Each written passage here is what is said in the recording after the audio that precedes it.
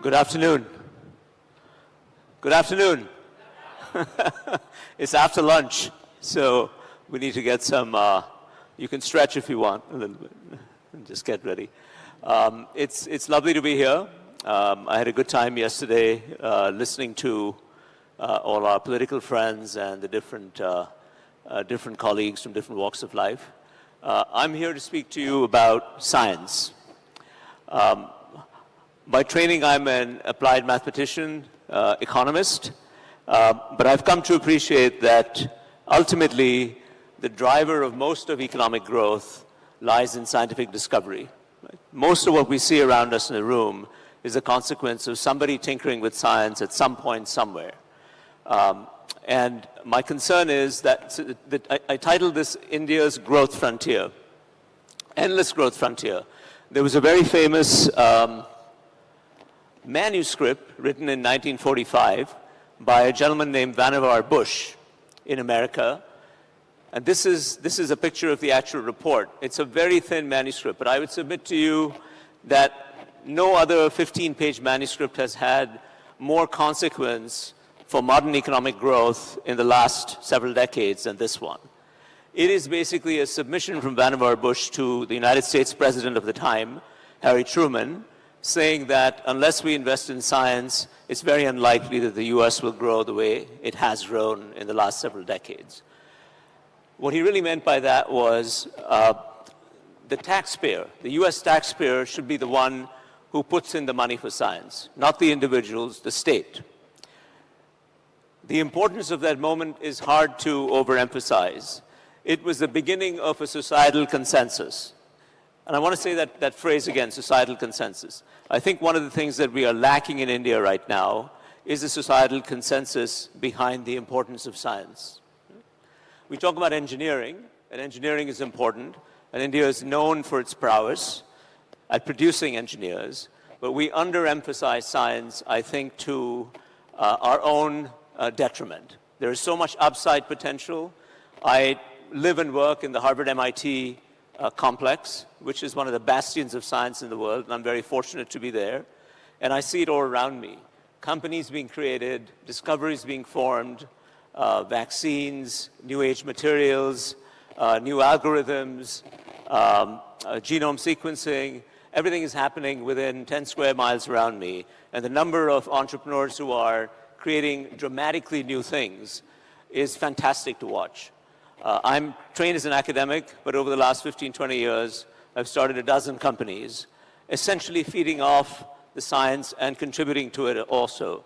And to me, creating a company is as much a research project as writing an academic paper, because in the end, it's all a process of experimentation. And I've just loved it so much that that's what I want to communicate, that excitement to you. Now, most of my professional time is spent in China, India, and the United States. What I'd like to get us to think a little bit about is what are some of the possibilities that a consensus around science can unlock for us in India in the next several decades. Prime Minister Modi ji was here yesterday talking about us being a top 5 economy already and aspiring to do much more. I think the aspiration is truly endless. And again, let me keep going. We are familiar with a number of amazing things that have happened. If you go back to the 1960s, those are some archival pictures on the left when we used to borrow small rockets and ride our bicycles to different places in the 1960s. All the way to now doing Chandrayaan and Mangalyaan and these very heavy launch vehicles, LVM-2. This is just a picture of the heaviest launch vehicle that we have, which shot its first satellite into space, I would say around 2017 or 2018. And the progress is just dramatic and rapid. Some of the policy frameworks that have kicked in to enable this are also now well known. We've got the NSIL, which permits commercial space applications in a way that unlocks the monopoly away from ISRO. So it's always the state setting the stage for private entrepreneurs to do something. This is an area where we've done quite well. Another area, of course, is, again, the Prime Minister alluded to this yesterday, the Aadhaar, the biometric ID, and the India stack that has been built atop it. I like to use the phrase ease of life, right? It's not just ease of doing business, it's just ease of life. And the phrase at the bottom says India has gone from being a data-dark country not more than 15 years ago to now being one where each individual's data exhaust is a monetizable asset. What does that mean? It means that you are poor. Even if you were poor, you're still going about your life and using various forms of digital payments and generating a digital paper trail to yourself. And that exhaust is monetizable to you in principle. And that's what's going to happen. And the beauty of that is that that's not related to your paper income or your rupee income in some ways. So lots of progress. But I'd like us also to be realistic and say that India's progress has to be put in perspective, right? If we want to go from a 3 to 4 trillion economy to be a $10 trillion economy, we have to be realistic and we have to look around and say, where can we pick and choose lessons from and see how we don't need to reinvent the wheel. As I said, I spent a lot of time in China, going back to my first trip to China was in the mid-1990s, maybe early 1990s, starting in about 2008. I co-built a company, a software company in Beijing and New Delhi that was quite successful, sold it a few years later, learned to speak Chinese, my kids learned to speak Chinese, and so we are sort of full citizens of these two countries in some ways. And I want to share, but the way that China has gone about leapfrogging its historical assets, so to speak, is quite different from the way that India is going about it. And I think there's much to be learned from it. And that's what I'd like us to do. In preparing for these brief comments here, one of the things I did was go to the Global Innovation Index. This is an ensemble of about 60 or 70 indicators that collectively purport to represent the innovation environment in a country, and looked at it going back about 15 years. And the two countries that have shot up the innovation index the most in the last 15 years are China and India. China by much more than India has, in fairness, but India's done pretty well too. So in that sense, China offers a good counterpoint to us to learn from in some ways, since it's also been the site of pretty dramatic growth. This is a graph that requires me to explain a little bit. It's done by my colleague Josh Lerner and some of his academic partners. You may not be able to see it very well. It essentially is a graph of domestic patenting for specific areas. I just put up 6 examples here, but there are 14 in total. These 14 are the technologies that the United States considers the most salient to its economic security in the next several decades, right? So examples of this would be advanced computing, quantum sciences, space technology, renewable energy, advanced materials, so on and so forth. The red line shows China's progress over the last 40 years. The blue line shows America's progress. What you see from this is that in every one of the 14 critical areas, on the screen here we just have 6, but in every one of the 14 areas, China vastly outstrips the United States. Right? This should be very sobering. If we looked for India's patenting on this graph of 40 years, you would have to find a microscope to find it. It's completely missing. I want to pause with this graph. It really is something that we should take to heart and say, what is it that we can do about this? None of this is to say that I'm not as excited as the next person about the progress that India has made with India Stack, space materials, vaccines. All of those are amazing. But those are just the foundation for us to do 10x and 100x better. And these graphs tell us that we have our task cut out for us. It's that simple, right?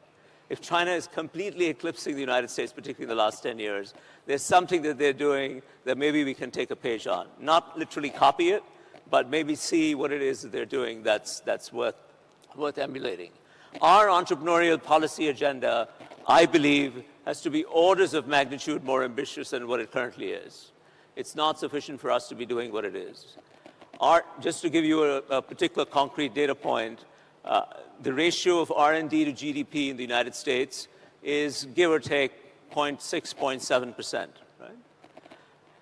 And if anything, it's trending in the wrong direction. It's going down because our expenditure on R&D, this is an ensemble number, so I'm lumping in a whole bunch of things into it from the national accounts. The R&D number isn't budging so much. And I'll talk, of course, about the National Research Foundation, the ANRF, and so on and so forth in a few minutes.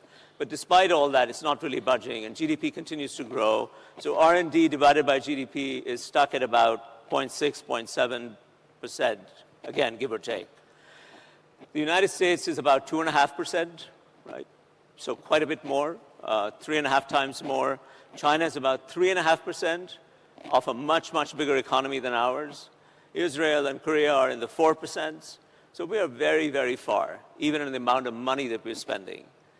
I just heard a sobering thing with a collection of some of my entrepreneur friends in Bangalore, which is that even the money that our government is, with all good intention, allocating to R&D, as small as it is not getting fully utilized. We're having trouble finding, not that we lack human capital, we certainly don't. Not that we lack people with good intent, we certainly don't. But we're having trouble translating the science from the laboratories that we have into anything approximating commercial applications. So not only is the money going in minuscule by world standards, our results on patenting are very low, and whatever money we are putting in, the production function isn't working to generate patents. The data are pretty clear and sobering. But I think that there's a lot that can be done that can improve this pretty dramatically. Okay, one of the things I want us to focus on is just to ask, what is it that China does and India currently does not do? Again, I'm not saying that we should blindly copy it. I'm simply saying that one of my roles as an academic is to look around and say, what can we learn? How can we make sense of the patterns in the data and see what lessons we can draw from it? These are examples of very simple but very important, fundamentally important scientific infrastructure.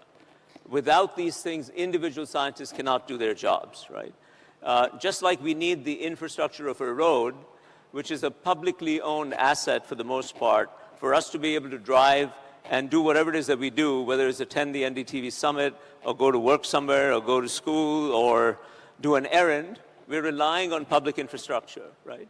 Similarly, scientists have to rely on scientific infrastructure, and that scientific infrastructure is a public good. We cannot reasonably expect individuals to fund their own infrastructure. That would be a grotesquely inefficient way to go about things, right? Examples would be testing facilities, right? I'll give you some examples. Here's a picture of one that I know personally a little bit. It's the Shanghai synchrotron, right? This is, I would say, I have the size there, 180,000 square meter campus, right? It's basically a super microscope at the molecular level, right? So it allows you to look at molecular structures, both for life science research, material science, and any number of other things. It is put up by the city of Shanghai. It is not put up by an individual company. It's not put up by a tycoon, by a consortium of private assets. It's put up by the city government in conjunction with the government of the province, in conjunction with the national government. It is a public scientific asset that is then made available to all scientists in China to leverage in some ways. I looked up this one. There's about 500 million, billion with a B, billion hours of what's called beam time, in other words, microscope time, that's been used by scientists in companies and in academic institutions to write 11,000 papers and start literally 4 or 5 dozen companies, many of which are household names now. Right? So a small expenditure, it's not that much actually. I think I don't have the number up here. It's about $150 million that the cities, that the different government setups came together to fund.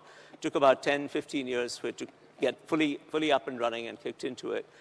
But the IRR, so to speak, for the economists and the financiers in the room, the internal rate of return on putting that capital in is massive, right? Here's another number for you to think about.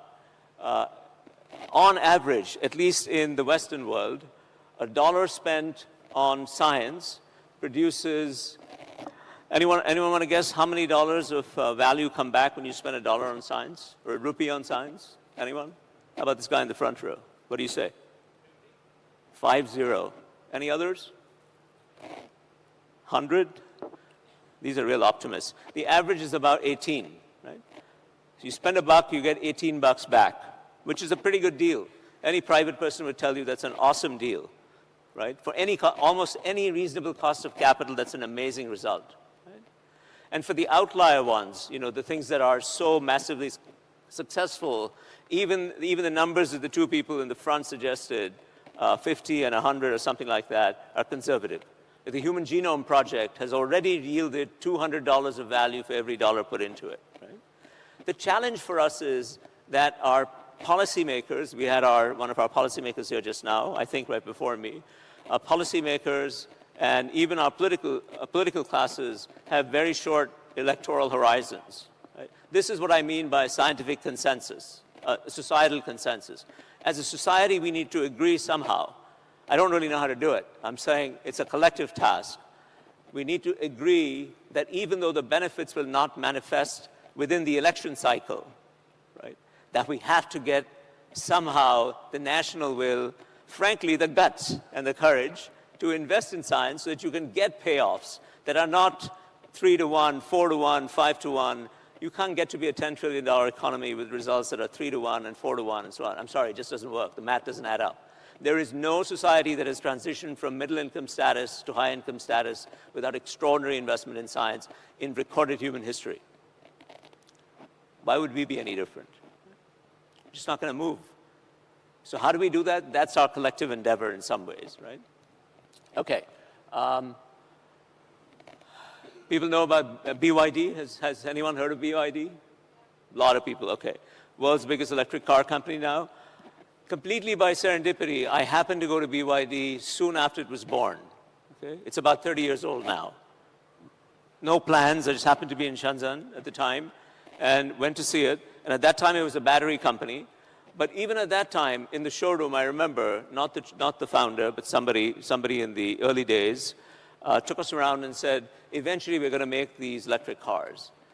25 years ago, the idea of an electric car was something very futuristic, Isaac Asimov-like. But this guy was already saying, I've just about made a battery, but I'm thinking 20 years from now, I'm going to make an electric car. And you know what? Here are all the research papers we're writing today, so that 20 years from now, that's a time horizon. That's a time horizon. Right? The second thing I want to say about BYD is, I put up on the left, public infrastructure. Remember the point I just made, that you need the infrastructure. BYD has completely leveraged and contributed to the public infrastructure in Shenzhen over the years. I just put some examples up here. The national EV policy, the city of Shenzhen, the infrastructure that they had to develop to allow electric buses to move, and so on and so forth. So this is a development that has happened to make it the largest car company in the world by far. Not quite the most valuable because of the differences in the capital markets in the US and China. But really an amazing example of pure science, right? Leveraging scientific infrastructure and the importance of working in conjunction with the policymakers. Okay. My colleagues did an animation. I'd like you to see this. China has anyone know how fast the fastest high-speed rail train goes in China today? 350 kilometers per hour. 680 is not done yet. 450 is not done yet. The target is 450, and the ambitious target, 15 years out, not electoral time horizon, 15 years. I realize they have a different political system, but the target 15 years out is 600 kilometers per hour. Today's average reality is 350 kilometers per hour. I take the Amtrak Acela, which goes from Boston to Washington routinely through New York City, and it struggles to get to 150 kilometers per hour. Right? It struggles. The Chinese trains are at 350. You know where all this started from? It started from an academic paper. There was a scientist in a small university in China who started writing an academic paper, a simulation engine, and the simulation was about what happens when you have high-speed rolling stock, in other words, the wheels of a train, going on solid track, metal track. What is the deformation that happens in both the rolling stock and the track? Because when you're going at that high speed, you need to make sure that you manage that and the material science is exactly right. So it was a scientific paper and a simulation engine that created the impetus for the very first high-speed track, and then a series of experiments over a long time. And I'll play it just for fun, right? 2008, 2011, 14, 16, and that's 25, right? So this is clearly the biggest anywhere. And as we were just saying, the targets are now to double this in speed. So we need that planning horizon, and we need the scientific infrastructure to allow us to do this. Now, we've got a lot of successes. I put up nuclear energy, right? We're a nuclear power. Going back to Indira Gandhi's time and Atal Bihari Vajpayee's time, but the world has moved far beyond, right? We had accidents. I put up the names of the most celebrated ones that I could remember, Chernobyl, Fukushima, and so on and so forth. But today, when I look at the scientific infrastructure around me in the Boston area, right, what I see is fundamental research. I just put up one of the main labs, again, publicly funded infrastructure, publicly funded science, right? Lawrence Livermore Laboratories that does research both on fission and fusion, nuclear fission and nuclear fusion. Most of the really cool results coming out are on fusion. Put up a few examples up here. The ones on the right are fusion companies that are racing to be the first to see if they can get to commercial nuclear power, fusion power. The ones on the left are fission power. We don't know which one's going to win out or whether both will, but in the end, something will. And we just can't afford, I think, to be stuck with our glories. I don't know how to go backwards at this. I was going to go back and say that, yes, it's true that we did that. It's true that we have atomic power, but the world has moved rapidly ahead. I'll give you one more example, right? We love to say that we're the pharmacy of the world, right? We produce the medication. When I go into my local drugstore in Newton, Massachusetts, and I pick up medicine off the shelf, I think there's a 40% chance that it's made in India somewhere, right? Either an unbranded generic or a branded generic that gets some other label on it. And that's nice that we were able to do that. And we provide vaccines to the world. There's a lot that we can be justifiably proud of. But again, the science has left all this way behind. The only company around here, I should say that carefully because there may be others that I don't know of. I know Biocon pretty well because the founder, Kiran Mazumdar, is a good friend. This is an example. This is a company that she's co-founded, Immunil, that CAR T cancer therapy is one of the newest ways to treat cancer, harnessing the body's own immune system, right, to tackle the cancer, which is a more sort of natural way to take care of it. You essentially stimulate your immune system to attack the tumor cells. But it costs between $500,000 and $1 million per patient. Obviously, that's unaffordable, both in the West but also in India. So Kiran and Devi Shetty and some other people are teaming up to come up with completely different science that tries to reach the same goal in a different way. It is extremely high risk, right? Extremely high risk. We need much more of this, stuff that keeps up with the science in some way. And again, we need the scientific infrastructure, and we need the time horizons to be able to do this, right? I want to just keep saying this word again and again. We need the courage to arrive at a societal consensus, to invest and take risk. Yes? The Prime Minister loves to talk about taking risk, and he's a risk taker, right? But we need to translate that into arenas other than the political and policy arena, into places that we are not currently displaying that, right? I put up here, about 10 years ago, the Prime Minister asked me to help devise something of an innovation framework for the country. A collection of us came together in an act of, I hope, public spiritedness and wrote a report that resulted in the Atal Innovation Mission, which is now housed in Niti Aayog, and part of it is going into Dharmendra Pradhan's Ministry of Education right now. That's the logo. That's a vote of confidence for AIM. It's really been an incredible, incredible success. But I wanted to put up here a picture from the report that we wrote. We had this very simple pyramid to say that there are some things we should do immediately so that the public and the schools and the incubators and the universities and entrepreneurs can get some immediate benefits. You want some early wins so that people feel like we want to participate in this. There are some things that we have to do for the medium term, create an innovation ecosystem, and the long term is a tough one. We have to create a mindset of curiosity, risk-taking, and courage. Right? I went to a very nice school in Mumbai as a kid, and then to a very nice school in Bangalore before I went to the United States for my further study.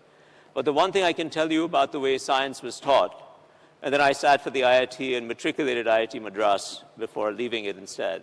But what I can tell you about all the science that it was taught, it was not exactly fun, the way it was done. I would like science to be taught to be fun. And one of the cool things that have worked really well are these Atal Tinkering Labs, right? Which really is a place for kids from standard 6 to 12 to have fun. Instead of memorizing a textbook or, Bernoulli's principle or Archimedes' principle or whatever the heck, or first law of thermodynamics or second law of thermodynamics, I would memorize it, that I would go to my dad who's sitting here and say, Dad, explain this to me. And then he would come up with some gimmick to explain it to me, right? But it'd be so much nicer if the kids could go and play with something. Materials, little wires, little Lego building blocks, soft robots, hard robots, simulation engines, CAD/CAM. These are dirt cheap now. And so we've got 10,000 of these labs opened all over the country. And Nirmala Sitharaman in the last budget announced that they would take it up to 50,000. All that is good. That's part of the infrastructure for science, right? But there's a lot more that we can do. There is a nonprofit whose board I chair that was started by a couple of colleagues and friends in New Delhi called FAST, Foundation for Advancing Science and Technology. They provided a lot of the input for the Anusandhan National Research Foundation, ANRF, that was just announced as a big research fund. I put that up here also. So there is an ANRF that's in progress, right? There is a new fund for deep tech. RDI, I've forgotten what the acronym is, 1 lakh crores, which is about, what is 1 lakh crores? $12 billion, something like that. So it's decent size, right? Not huge by world standards, but it's a very decent size to get things up and running. That's going to be announced soon. But there are many things we could do. A number of folks in the last day have talked about tapping into the fact that the US is not being exactly hospitable to foreign talent these days. And maybe this is a time to get people who want to be in India to reconsider whether they can do some of the research here. Many other things that we could be doing. Thinking about the ease of doing science. And one of the things you will find if you poll scientists around the country is that they find the simplest task difficult because, again, the physical infrastructure of doing science is missing.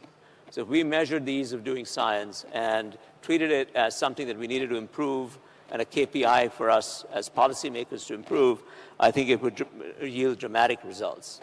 And the last thing I would say is that we need to do stuff that would allow us to... The India Science Festival is the creation of one of the founders of that same NGO, FAST, Varun Agarwal. Varun and I had created a software company ourselves about 10, 15 years ago.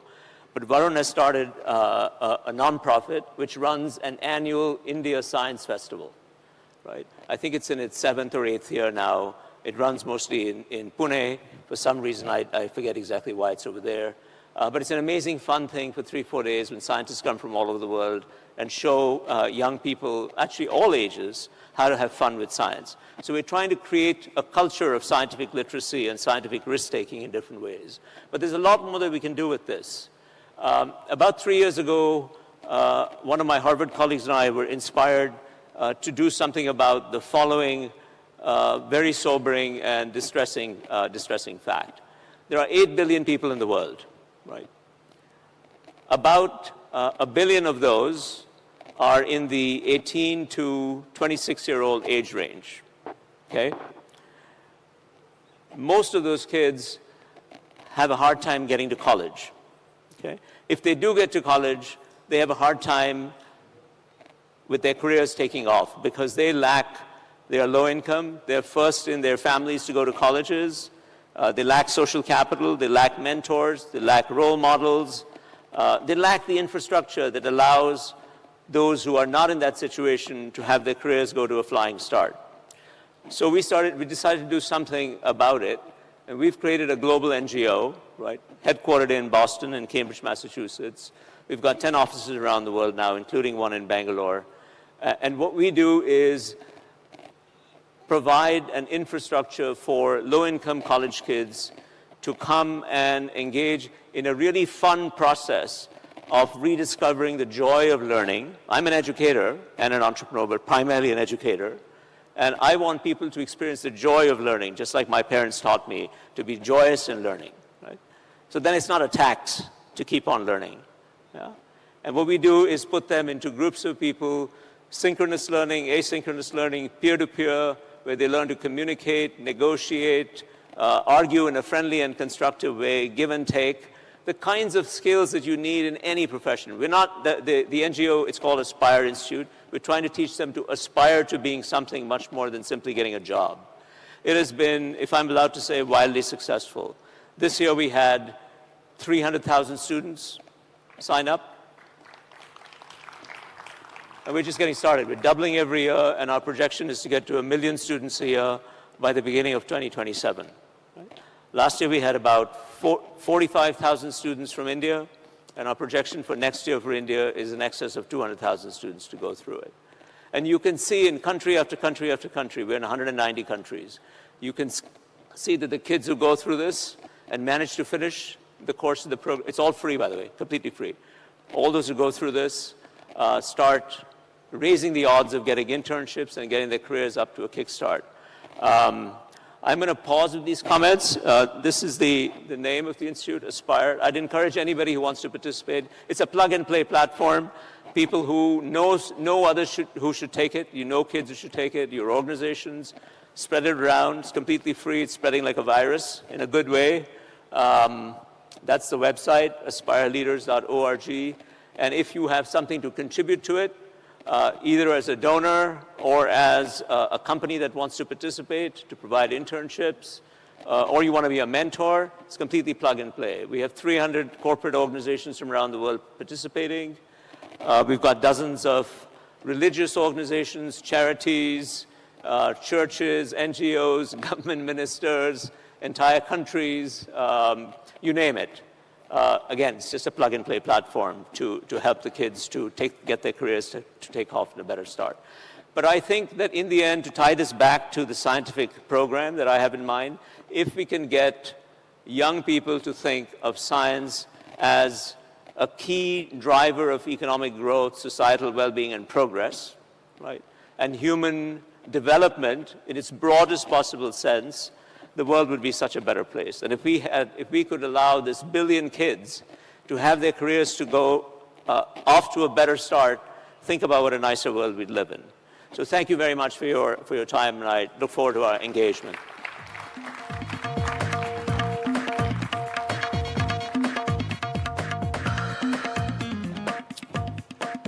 Hello, everybody, and thank you for being part of World Summit, NDTV World Summit 2025. And thank you, Professor Khanna. Professor Khanna, you know, I was thinking academics generally tend to be a little dense and rigorous. I don't want to use the word boring, but this was very accessible. Not dense. Presentation. I can make it dense. You know, dense is going to come now. So, okay. Professor Khanna, Professor Tarun Khanna is somebody who went to Princeton University. He also has been teaching at Harvard Business School for several years now. He's somebody who takes a lot of interest in culture, society, geopolitics, and more importantly, he's been driving home the message that innovation is incomplete without inclusion. And that is something that we want to talk about. But Professor Khanna, I was watching your presentation, and one thing that came to my mind is that as political reporters, every time the budget comes up, we see that the research funding has gone up. But colleges, educational institutions, paisa jata kahan hai, you know, when it comes to scientific research. So why is India not able to showcase public investment in science? What do you think is the most important reason? So first of all, I would say that it's not an India-specific problem. I think most developing countries, so we are currently what's called the low middle-income countries. So we've gotten into middle-income status.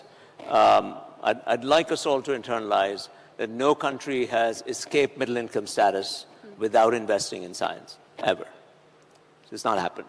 So we have to do it, right? I just don't think the consensus is around. Can I tell you a story to answer your question?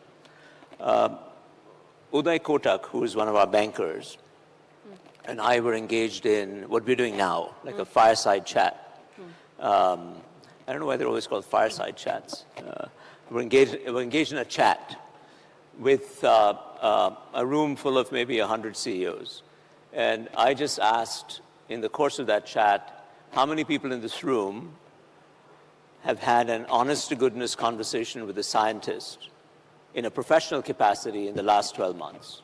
Right? Any guesses for how many raised their hands out of 100 people? Zero. None? You guys are so pessimistic. One. It was somebody from pharma. I repeated the experiment in the Harvard Business School classroom.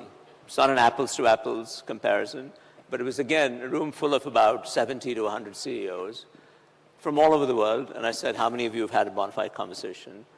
70% of the people raised their hand, give or take, almost in any cohort of people. There's something that is stopping our entrepreneurial classes from thinking of our scientists and our academic institutions as resources for ideas. Dare I say, the standard impulse is to say, those guys are in their ivory towers, they're not doing anything productive, they're not worth really talking to. They're not working on problems that are meaningful to us. But Professor Khanna, when it comes to tech, when it comes to IT, we do so well in welfare apps, you know, Aadhaar, UPI. But when it comes to generative AI, DeepSeek or ChatGPT, it looks like a very far-fetched dream. Why is our tech not really competent? And is the same problem applicable even in the area of technology? I think it's the same problem. I mean, the scientists dismiss the entrepreneurs dismiss the scientists, and we're locked in this mutual suspicion, which just needs to be debugged, and something needs to be done about it. There was a very nice experiment that the government started in the previous administration of Prime Minister Modi, which involved finding 5 sets of corridors, Pune, Bangalore, NCR, a couple others, bringing together small groups of scientists from universities and small groups of entrepreneurs in those cities, and creating the soft infrastructure and the physical infrastructure to help them to realize that they can work together, right? To make sure that the scientists knew that there are practical problems that their science could apply to.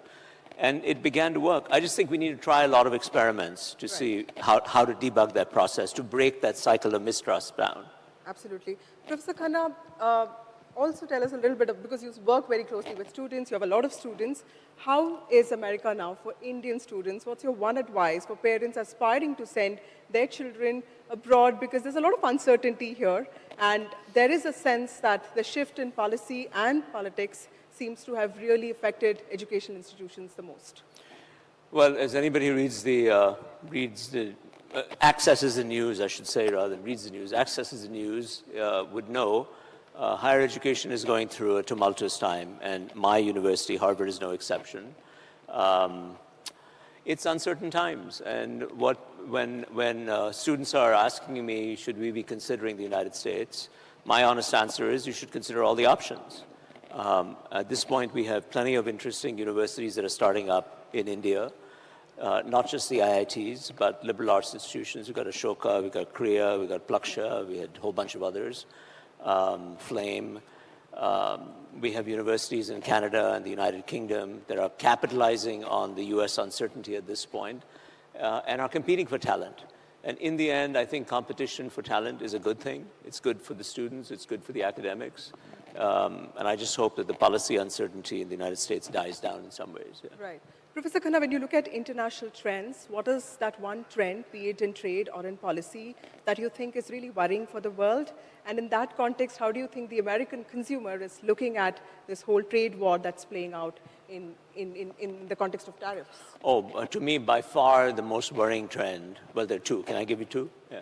2 worrying trends to me are dramatically rising inequality, income inequality and wealth inequality more than income inequality. And that's what's fueling, I think, the unrest.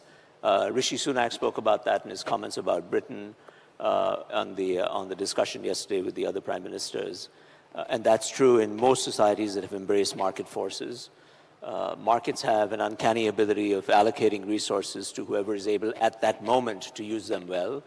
but they also seem to be generating quite a bit of inequality. So we need some balancing out through public policy to make it more equitable. And the other one is just managing the carbon footprint.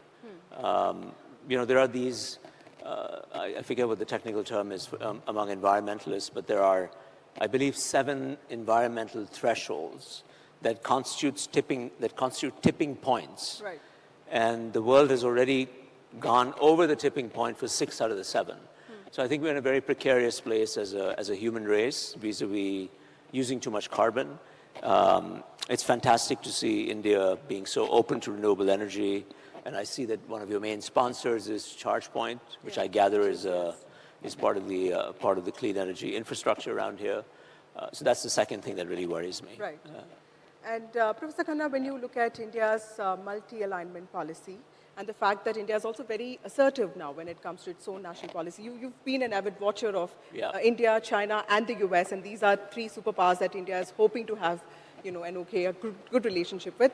Help us understand, do you think India will be able to stand its own ground when it comes to challenges in the future? Okay, I don't mean to force it back to my topic, but honestly, if the only way to have bargaining power is to have some unique cards to play, right?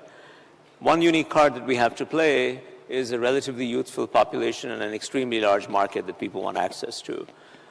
We're using that card. We can use it better. I'm sure my friend, Mr. Jaishankar, would be a better person to address that question too. But the second thing I would say is, if we don't have our own science and our own scientific prowess, we're always going to be hostage to somebody else who has a better set of cards to play. So we better get our scientific act together. Otherwise, I think it's going to be very hard to be a superpower of any sort. That's just the reality. Right. And it's doable. That's the good news part of it. Yeah. And so what do you think is the most optimistic part of India, and one thing that you think is really challenging, something about India that worries you? Something about India that worries me. Excessively short time horizons. Maybe another way to say it is impatience, right? I think we've gotten used to, in both a good but not so good way, of finding ways to generate quick economic wins. That's why we have so many startups all over. I'm part of that feeding frenzy of creating startups and funding them and so on. So I'm not knocking it at all. I think it's a good thing. But it's not the same as doing really long horizon stuff. I gave you a couple examples from China just because it is the one country that has outstripped everybody, and so I think is deserving of some introspection. Those are returns in multiple orders of magnitude that are higher than what we are pursuing. 100 times, 1,000 times, 10,000 times greater. Right. So we need to play in the big leagues. Yeah. Right. Professor Khanna, there was one, I think Parag Khanna talked about political pandemic, and he talked about populism. He's my fourth cousin. Oh, the Khannas are all related, is it? I'm just kidding. So he talked about populism, and there are 11 states in this country that have some form of direct benefit transfer, some income support to women or unemployed youth. Some people call it freebie. I believe it's welfare economics. As an economic strategist, do you think this is a good policy, or what is the flip side to this? Oh, I do have a point of view on this. So we've tried all sorts of benefit transfers, we meaning humanity, in the last 10. My reading of the evidence is that the thing that has worked the best are forms of conditional cash transfer, right? Where there are cash transfers and giveaways to people who deserve it, but they're conditioned on things that most people in the society would agree on are good things.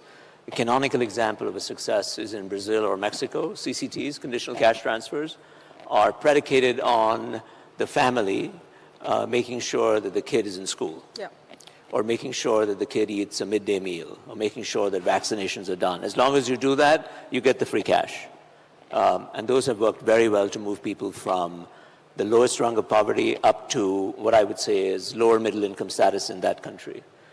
So I think that there's a lot of evidence that that's a good idea. Right. Professor Khanna, this is my last question to you. I want you to answer all of this in just one word. All of them in one word. You've worked with Narendra Modi, the Prime Minister, so can you describe him in just one word? What is that one thing that comes to your mind when you... One word. Hyper-prepared. like really, really with it. That's what. Briefed at least. So, Okay. Donald Trump? no idea. Okay. No idea. Okay. Okay. New World Order. This is something we keep hearing. So, What's the one word that comes to mind? It's a jargony word, but it rings true, multipolar. Yeah. okay. Impact of AI on jobs. Very positive Okay. Okay. for me. That's nice. Indian politics. Chaotic. Gen I'm Z. not involved in it, so it's chaotic to me. Yeah. Okay. Gen Z, because that's what we hear of quite often. Well, Gen Z thinks I don't get it. Okay. That's not a word, but that's the way that I relate to Gen Z. I'm a source of bewilderment to my Gen Z kids. Okay. So you work with a lot of Gen Z kids, so Yes, I do, yes. Harvard University, the rock star of academia. Yes. So what would you say if I were to ask you? Actually, very socially conscious. Much more so than I think my generation was. That's nice. One word for NDTV World Summit. You attended all the sessions. How would you describe the World Summit? Really fun to meet all sorts of people, yeah. So, Okay. My last one, merit, because that's your core area of interest. merit.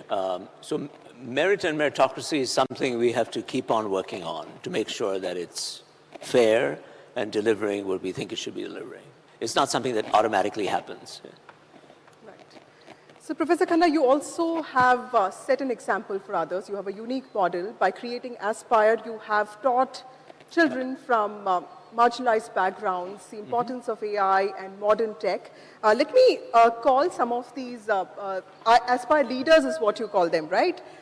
We have Gauri Challa with us, Pavani, Nitesh Taral, Roshan, and we also have Vineet.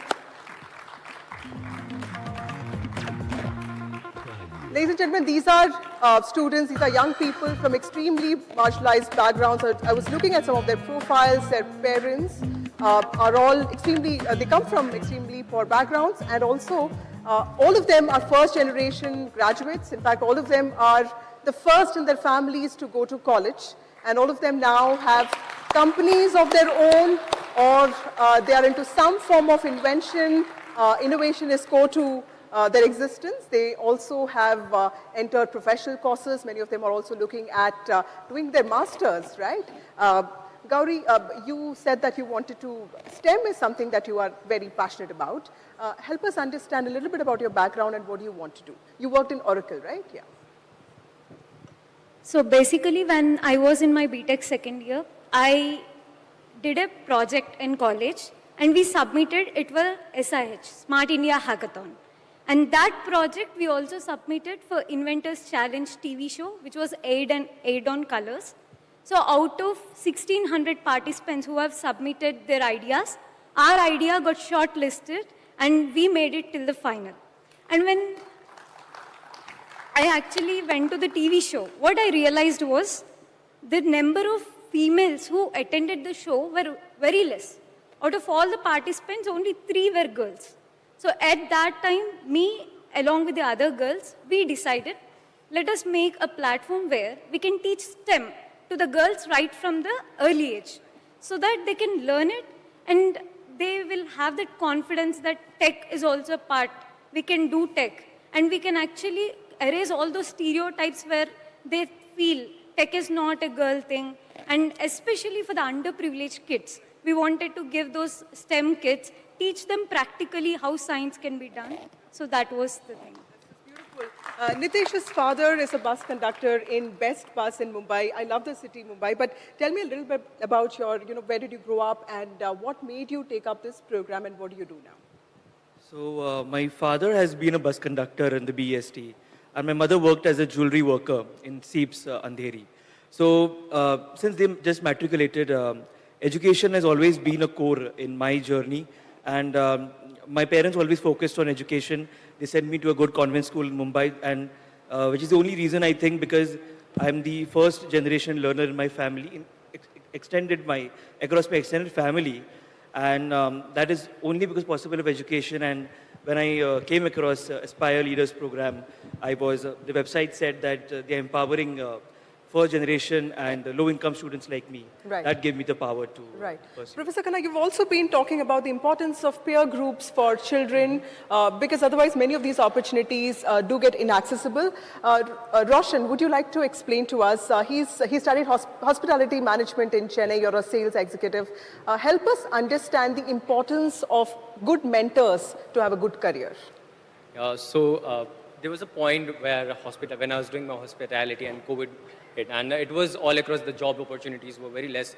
Then I came across Aspire Leaders Program, where I was fortunate enough to learn from peers all across the globe. The Aspire resources were really helpful to me. When I was preparing for my MBA interviews, I fortunately got selected at IIM Visakhapatnam, and I'm currently pursuing my MBA from IIM Visakhapatnam.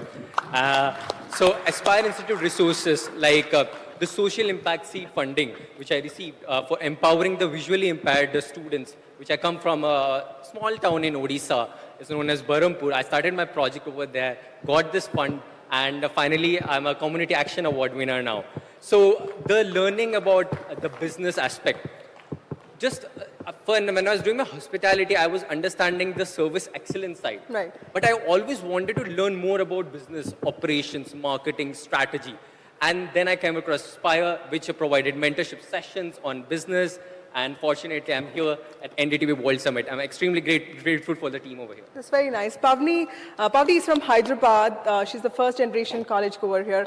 Help us see, for women, a lot of limitations are already set, right? Especially when you come from families that may not have resources. How did you take that leap of, getting into a program like this and setting yourself free in a lot of ways? So I am from Hyderabad, and I come from an area where all my peers who are around me are in science. And I have that road not taken, always wanted to take economics, because I know that science always gives a direction, but economics is economics actually helps us to strategize the operation, right? So that's why I chose economics. And in my bachelor's, I got to know about Aspire. When I was in my bachelor's about to graduate.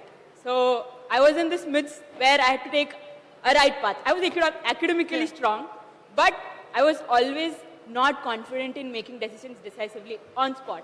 But after going through this program, I guess because I had a lot of peer learning, right. I got to meet a lot of people across the world, got to contact people from Indonesia, someone sitting in Nigeria who were of my age thinking differently. I thought, why can't I do it? Okay. So this program actually helped me think beyond the boundaries and beyond traditional thinking. And that is not actually taught to girls who come from my background. I'm fortunate to have parents who are encouraging me. They always whatever opportunity you get, grab it, own it, and transform your world. Very nice. Vineet is from Dioghar in Aurangabad, specifically interested in him because he's from Bihar and Bihar elections are coming up. Vineet, help us understand. He's also somebody interested in clean tech, right? Yes. So, and he has a company of you have a little company of your own. So help us understand. See, getting a job is one thing, but you also wanted to have something of your own. How did you get there? Yeah. So definitely, so in Bihar, people usually say कि लोग बिहार से बाहर आते हैं काम करने के लिए. That's a very big problem. So I take that problem when I was in the college, and then I started inventing something from that Bihar, and I have invented a technology through which I convert the waste plastic into fuel. But from doing that innovation from that village, there were nothing to do. क्या करूँ, कहाँ जाऊँ, किसको present करूँ, where I'll find these things and all.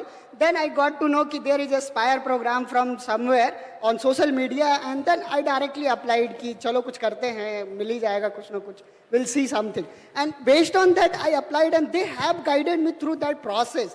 How I can present myself, how I can present my idea. And currently I am leading a company, Javix Technology, as well as serving my community to empower them through the startup and entrepreneurship. And all the youths from my community, I am from a very remote place in Aurangabad. So I support them through this journey, and that's what Aspire has transformed me, what I have invented at that small village, and currently presenting my idea and leading a company. Okay, thank you so much, all of you, and all the best.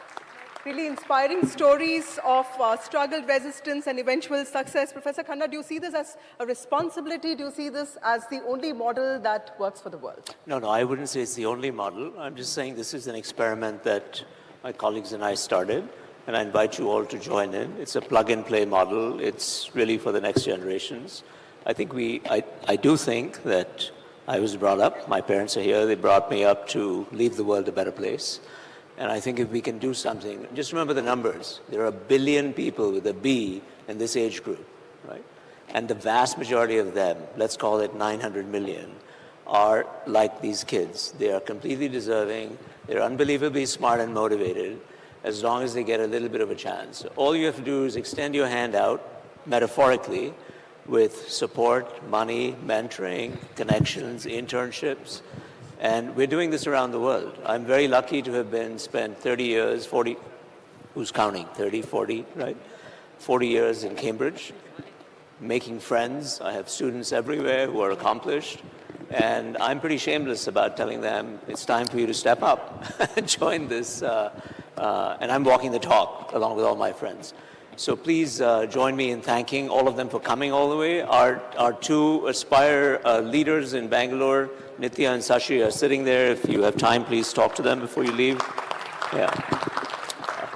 And join in. The website is aspireleaders.org. And a big thanks to NDTV for allowing us to invite these kids up on the stage. And thank you, Vasudha. Thank you, Professor Khanna. And thank you, all of you, and all the best. Thank you, Professor Khanna, for this wonderful session and for the presentation. Thank you.